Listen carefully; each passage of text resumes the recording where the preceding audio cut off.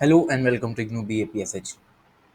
आज हम BPCS 185 का यूनिट नंबर 5 देखने जा रहे हैं, जिसका टाइटल है emotions, self regard and self actualisation. तो शुरुआत करते हैं सेल्फ रिगार्ड से कि सेल्फ रिगार्ड होता क्या है। तो सेल्फ रिगार्ड अगर हम सिंपल वर्ड्स में देखें तो ये है कि हम अपने आप को एज अ होल कैसा मानते हैं, हम टोटैलिटी में अपने आप को किस तरीके से देखते हैं, वो होता है सेल्फ रिगार्ड। सेल्फ रिगार्ड में हम सिर्फ अपनी पॉजिटिव क्वालिटीज, स्ट्रेंथ, एबिलिटीज और स्किल्स जो हमारे अंदर इनहेरिटेड हैं सिर्फ उसको ही नहीं गिनते, बल्कि साथ ही साथ जो भी नेगेटिव एस्पेक्ट्स होते हैं हमारे, जैसे कि हमारी लिमिटेशंस, हमारी वीकनेस, हमारी शॉर्टकमिंग्स जो भी हैं, वो भी इन टोटैलिटी में यहाँ पर सेल्फ रिगार्ड में देखी जाती हैं कि जो हमारे पास है। पर सेल्फ रिगार्ड से पहले हमारे पास बहुत सारी चीज़ें आती हैं जिनको डेवलप करने के बाद ही हम सेल्फ रिगार्ड को यहाँ पर अटेन कर सकते हैं। अब ये चीज़ें कौन सी होती हैं? जैसे कि सेल्फ अवेयरनेस, जो कि हम पिछले यूनिट में पढ़ के आ रहे हैं। फिर आता है accurate self assessment, self confidence and self control. क्योंकि एक जो इंडिविजुअल है, अगर उसे अपनी पॉजिटिव और नेगेटिव क्वालिटीज़ पता हैं तो वो उन्हें एडिक्वेटली यहाँ पर एक्सेस कर सकता है बिना किसी ब्लेमिंग या कंप्लेंट के। फर्दर अगर आगे चलें, एक इंडिविजुअल को ये भी पता होना चाहिए कि जो वो है उसे उस पर कॉन्फिडेंस होना चाहिए कि हाँ, मैं बिल्कुल सही हूँ। ठीक है, जो भी मुझे टास्क दिया जाए मैं पूरे कॉन्फिडेंस के साथ ये पर्टिकुलर टास्क कर सकता हूँ। तो यही सारी चीज़ें हमारे पास सेल्फ रिगार्ड में आती हैं। पर एक पर्सन, एक इंडिविजुअल, उसके पास अगर सेल्फ रिगार्ड है तो वो एक ऐसी पोजीशन में होता है, जो भी इमोशन से रिलेटेड एस्पेक्ट्स होते हैं जैसे कि self awareness, emotional self control, self confidence, self assurance, self worth, ये सारी चीज़ें उसमें अपने आप इंक्लूड कर दी जाती हैं।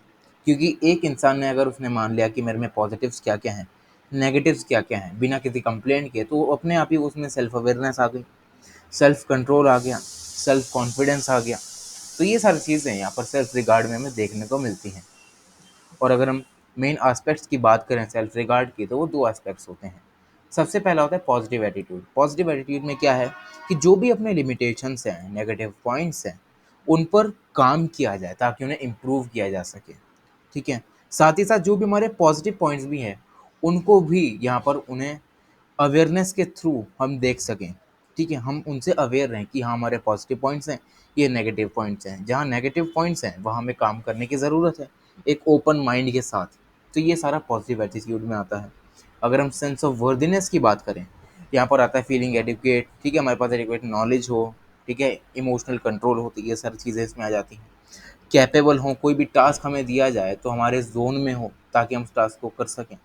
तो ये सारी चीज़ें हमारे पास सेल्फ रिगार्ड में आती हैं।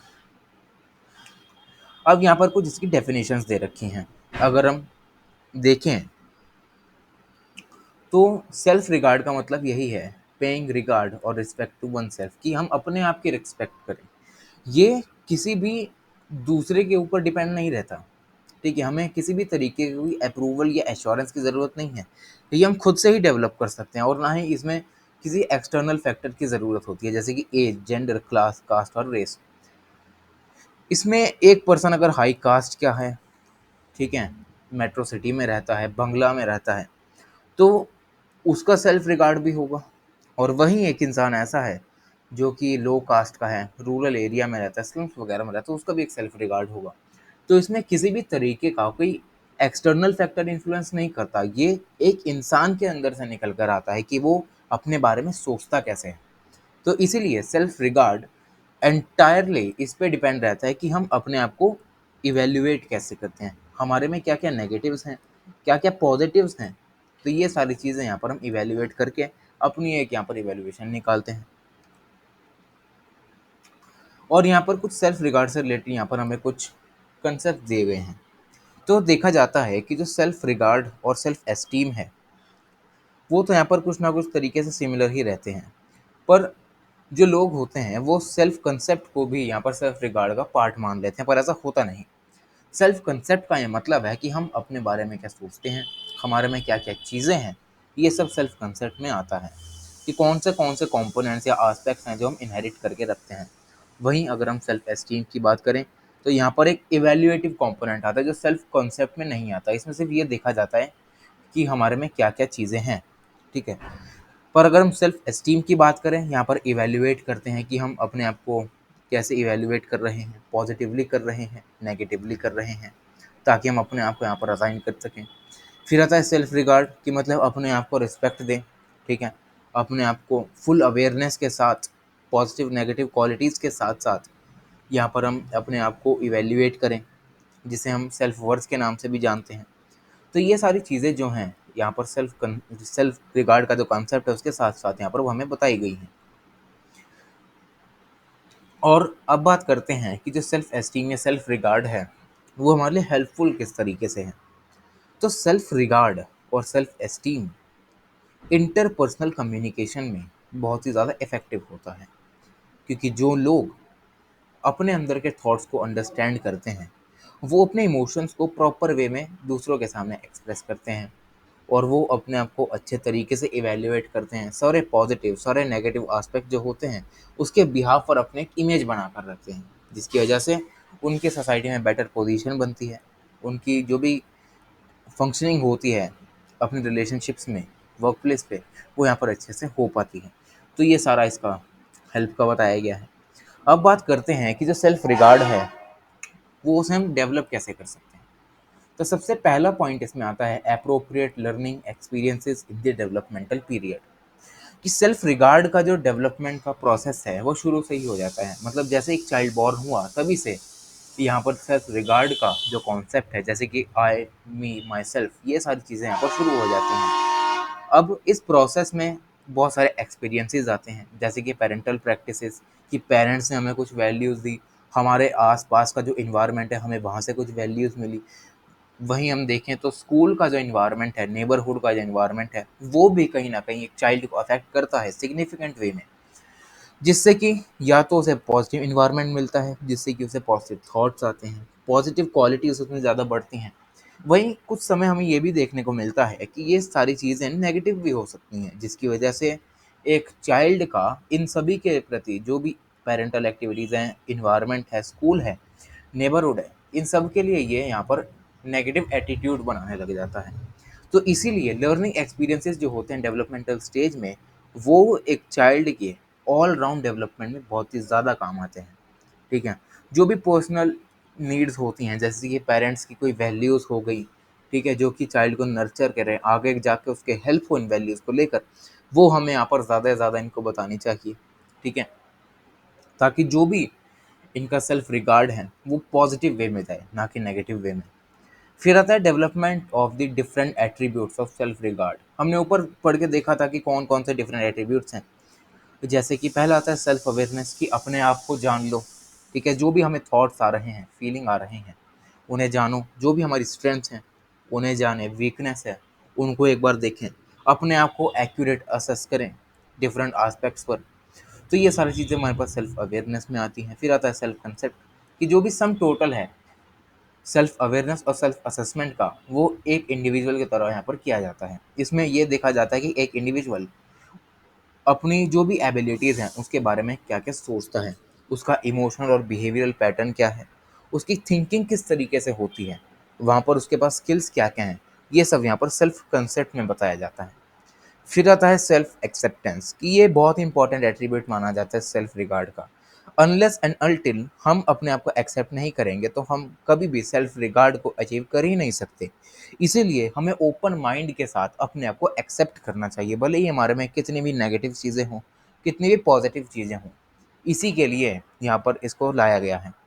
फिर आता है सेल्फ कंट्रोल, कि जो भी हमारे इमोशंस हैं, जो भी फीलिंग से जनरेट हो रहे हैं, उनको एडिक्वेसी और कंट्रोल के साथ हम दूसरों के सामने प्रेजेंट करें, जिससे कि एक पॉजिटिव इन्वायरमेंट बने ऑन द पर्सन, ताकि वो हमारी रिस्पेक्ट करें। फिर आता है सेल्फ कॉन्फिडेंस। अब सेल्फ कॉन्फिडेंस तभी आएगा जब अपने आप को एक्सेप्ट करेंगे इन टोटलिटी में, मतलब पॉजिटिव्स और नेगेटिव्स दोनों को साथ मिलाकर हम यहाँ पर सेल्फ कॉन्फिडेंस को बिल्डअप कर सकते हैं। तो ये सारी चीज़ें हमारे पास एट्रीब्यूट्स में आती हैं। अब बात करते हैं हम meaning and importance of self actualisation, कि सेल्फ एक्चुअलाइजेशन होता क्या है। तो इसमें ये बताया जाता है कि हर एक इंडिविजुअल के पास अपना कुछ अलग पोटेंशियल होता है, स्ट्रेंथ होती है, टैलेंट होता है। कोई गाने में अच्छा होता है, कोई डांसिंग में अच्छा होता है, कोई क्रिकेट अच्छा खेल लेता है, ठीक है, कोई मैनेजिंग में बहुत ज़्यादा अच्छा होता है, तो ये सारी चीज़ें जो होती हैं वो इंडिविजुअल टू इंडिविजुअल डिपेंड करती हैं, और इन्हीं कुछ टैलेंट से, स्ट्रेंथ से, पोटेंशियल से हम उस पर्सन की हैप्पीनेस और सक्सेस को यहाँ पर देख सकते हैं कि इन्फ्लुएंस होती है। तो हमने यहाँ पर सेल्फ एक्चुअलाइजेशन की बात करी, जहाँ हमने देखा कि हर एक इंडिविजुअल के पास अपना अलग पोटेंशियल होता है, अलग टैलेंट होता है। तो इन्हीं सब टैलेंट्स, स्ट्रेंथ्स, पोटेंशियल्स की वजह से हम एक इंडिविजुअल पर होने वाले जो भी इन्फ्लुएंसेस हैं, हम उसको यहाँ पर जज कर सकते हैं कि उसकी सक्सेस कैसी रहेगी, वो हैप्पी रहेगा कि नहीं रहेगा। तो इन्हीं सब की वजह से यहाँ पर हम सेल्फ एक्चुअलाइजेशन में जाते हैं कि हमारे पास कौन कौन से टैलेंट्स हैं, हम उन टैलेंट्स को अपनी इनर सेल्फ में लाकर कैसे रियलाइज़ कर सकते हैं, हम अपने फुल पोटेंशियल को उस पर्टिकुलर टैलेंट में कैसे लगा सकते हैं। तो यही सारी चीज़ें हमारे पास सेल्फ एक्चुअलाइजेशन में आती हैं। अगर हम डेफिनेशंस की बात करें तो स्टीन एंड बुक की जो डेफिनेशन है उनके अकॉर्डिंग सेल्फ एक्चुअलाइजेशन एक ऑन गोइंग डायनामिक प्रोसेस है, जिससे कि जो एक इंडिविजुअल है वो अपने मैक्सिमम डेवलपमेंट के लिए स्ट्राइव करता है, ताकि उसकी जो भी एबिलिटीज़ हैं, टैलेंट्स हैं, वो उनके लिए कंसिस्टेंटली काम करता रहे, ताकि वो अपने आप को इम्प्रूव कर सके इन जनरल। ये होता है self actualisation Stein and Book के अकॉर्डिंग। और अगर हम मंगल एंड मंगल की डेफिनेशन को देखें तो ये कहते हैं कि जो सेल्फ एक्चुअलाइजेशन है ये एक ऐसा कंपोनेंट है इमोशनल इंटेलिजेंस का, जहाँ पर एक इंडिविजुअल की नीड देखी जाती है, अर्ज देखी जाती है कि अपने आप को वो कैसे डेवलप करना चाहता है, वो किस काबिल है, किस काबिल बनना चाहता है अपने पोटेंशियल के साथ, क्रिएटिविटी के साथ। ठीक है, तो ये सारी चीज़ें यहाँ पर इस डेफिनेशन में बताई गई हैं। आप कोई भी एक डेफिनेशन याद कर सकते हैं। तो इन सभी डेफिनेशंस को एनालाइज करने के बाद हम ये देख सकते हैं कि सेल्फ एक्चुअलाइजेशन एक इंडिविजुअल के पोटेंशियल को यहाँ पर फुलफिल करने के लिए बहुत ही ज़्यादा ज़रूरी है। इससे हमें ये पता चलता है कि एक इंडिविजुअल अपने गोल्स, अपने डिज़ायर्स को पूरा करने के लिए कंसिस्टेंटली कर सकें। उसके बाद यहाँ पर एक इंडिविजुअल की बेसिक डिज़ायर देखी जाती है कि कैसे वो अपने आप को फुल्ली डेवलप्ड बनाना चाहता है। यहाँ पर एक इंडिविजुअल को एज अ होल पर्सन माना जाता है, एक फुल्ली फंक्शनलिंग पर्सन के रूप में माना जाता है, जहाँ पर उसकी पॉजिटिव नेगेटिव सबको यहाँ पर एनालाइज करने के बाद उसकी इनर सेल्फ को यहाँ पर लाया जाता है, ताकि वो अपने गोल को यहाँ पर अचीव कर सके। तो यही सारी चीज़ें हमें सेल्फ एक्चुअलाइजेशन में बताई गई हैं। और अगर हम सेल्फ एक्चुअलाइजेशन की बात करें तो ये एक ऐसा कंपोनेंट है जो कि इंडिविजुअली, सॉरी, इमोशनली जो इंटेलिजेंट लोग हैं उसको यहाँ पर अचीव करने के लिए हम यूज़ कर सकते हैं। तो सेल्फ एक्चुअलाइजेशन होने के बाद एक इंडिविजुअल यहाँ पर इमोशनली इंटेलिजेंट बनता है। उस इंडिविजुअल के पास सेल्फ अवेयरनेस आती है, सेल्फ सफिशिएंसी आती है, जिससे कि वो हेल्दी रिलेशनशिप्स को यहाँ पर फॉस्टर कर सकें, ताकि वो एक इफ़ेक्टिव इंट्रापर्सनल और इंटरपर्सनल मैनेजमेंट स्किल्स में यहाँ पर अचीवमेंट को गेन कर सके। तो ये सारी चीज़ें हमारे पास सेल्फ एक्चुअलाइजेशन में हमें बताई जाती हैं। अब बात करते हैं स्ट्रैटेजीज़ क्या-क्या हैं इसको अचीव करने की। तो सबसे पहली स्ट्रैटेजी यही है कि अपने आप में जान लो, ठीक है? सेल्फ अवेयरनेस लाओ। अपने आप का एक डिटेल्ड एनालिसिस करो कि हमारे पास क्या-क्या स्ट्रेंथ हैं, वीकनेस हैं, हमारी क्या एस्पिरेशंस हैं, क्या गोल्स हैं। उन गोल्स को अचीव करने के लिए जो भी बीच में हर्डल्स आ रही हैं, उनको हम देखें। तो ये सारी चीज़ें हमारे पास अवेयरनेस में आती हैं। सेकंड आता है complete acceptance of one self. हमने ऊपर भी देखा था कि हम अपने आप को जब तक एक्सेप्ट नहीं करेंगे, तब तक हम यहाँ पर सेल्फ एक्चुअलाइजेशन में जा ही नहीं सकते। ठीक है? नेक्स्ट स्टेप है हमारा कि अपने आप को हम कंप्लीट एक्सेप्टेंस दें, जहाँ पर हम अपने पॉजिटिव एस्पेक्ट्स, ठीक है, बिना किसी शर्म के अपने नेगेटिव एस्पेक्ट्स को भी यहाँ पर हम क्या करें, समझें कि हमारे में है क्या-क्या, उसको एक्सेप्ट करें और इक्वली पॉजिटिव और नेगेटिव साइड को एक्सेप्ट करते हुए आगे बढ़ें। फिर आता है कंट्रोलिंग वंस इमोशन। ठीक है, जो भी हमारे अंदर इमोशंस आ रहे हैं हम उनको इफेक्टिव वे में कंट्रोल करें। एक्सेप्टेंस के बाद इन टोटलिटी में जो भी नेगेटिव इमोशंस आ रहे हैं, पॉजिटिव इमोशंस आ रहे हैं, हम उसका प्रॉपर तरीके से मैनेजमेंट करें, ताकि हमें पता चले कि उस पर्टिकुलर इमोशन का नेचर क्या है, वो इसका रीज़न क्या है कि ये आ क्यों रहा है, और जो भी इसके ट्रिगर्स हैं उसको हम मैनेज करें, ताकि हमारा जो इमोशनल आउटपुट है वो सही निकले। फिर है decide your goals and show Perseverance. तो इसमें नेक्स्ट स्टेप है ये है कि हमने अपने आप को एसेस कर लिया, हम अपने आप के अवेयर बन गए, हमने अपने आप को यहाँ पर एक्सेप्ट कर लिया और अपने इमोशंस को भी कंट्रोल करके रख लिया। तो सेकंड स्टेप ये है कि हम अपने गोल्स को डिसाइड करना शुरू कर दें कि हम करना क्या चाहते हैं। तो इसकी वजह से होगा क्या कि हम अपने फुल पोटेंशियल के साथ, सेल्फ एक्चुअलाइजेशन के साथ साथ हम अपने गोल की तरफ आगे बढ़ेंगे। हम एक ट्रू लाइफ की तरफ जाएंगे, ठीक है, जहाँ पर हमारा गोल है वो सेट है, हम उसके लिए काम करते जा रहे हैं डिटर्मिनेशन के साथ, परसिस्टेंस के साथ, problem solving, decision making, creativity, ये सारी चीज़ें जो हैं यहाँ पर हमें काम आती हैं। फिर आता है लुकिंग फॉर अपॉर्चुनिटीज़, कि एक पॉजिटिव माइंडसेट को हमें यहाँ पर इस्टेब्लिश करके रखना है, क्योंकि एक पॉजिटिव माइंडसेट ही एक ऐसा माइंडसेट है जो कि अपॉर्चुनिटीज़ को अट्रैक्ट करता है। एक नेगेटिव माइंडसेट में हम कभी भी अपॉर्चुनिटीज़ को नहीं देखते, वो हमेशा खामियां ढूंढता है।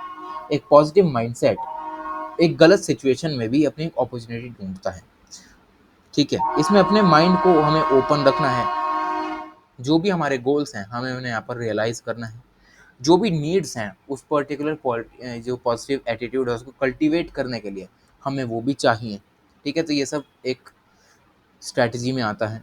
फिर आता है कल्टीवेटिंग अ प्रॉपर माइंडसेट, कि इसमें हमें बताया गया है कि जो अल्टीमेट ट्रुथ है, तो जो अल्टीमेट ट्रुथ है हमारी लाइफ का वो ये है कि हम कभी भी दूसरों के साथ कॉम्पिटिट नहीं करते, बल्कि हम अपने आप के साथ कम्पीट करते हैं, ठीक है।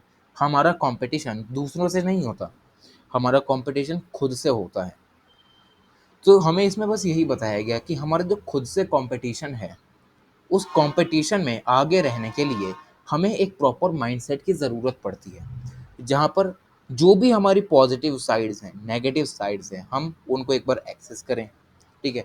एसेस करने के बाद जो भी इम्प्रूवमेंट्स की ज़रूरत है, हम उन पर एम करें, उनको इम्प्रूव करें, ताकि हमारी डेवलपमेंट हो सके यूनिक वे में। उसी के साथ साथ हम अपने इमोशंस को कंट्रोल करके रखें, पॉजिटिव माइंडसेट, ओपन माइंड के साथ सारी चीज़ों को एक्सेप्ट करें, ताकि हमारा जो माइंडसेट है वो एक पॉजिटिव माइंडसेट के रूप में अपन निकल कर आ सकें। तो ये सारी कुछ स्ट्रैटेजीज़ हैं जिनकी वजह से हम सेल्फ एक्चुअलाइजेशन को यहाँ पर डेवलप कर सकते हैं। तो यही है इस पूरे यूनिट में। Thank you so much.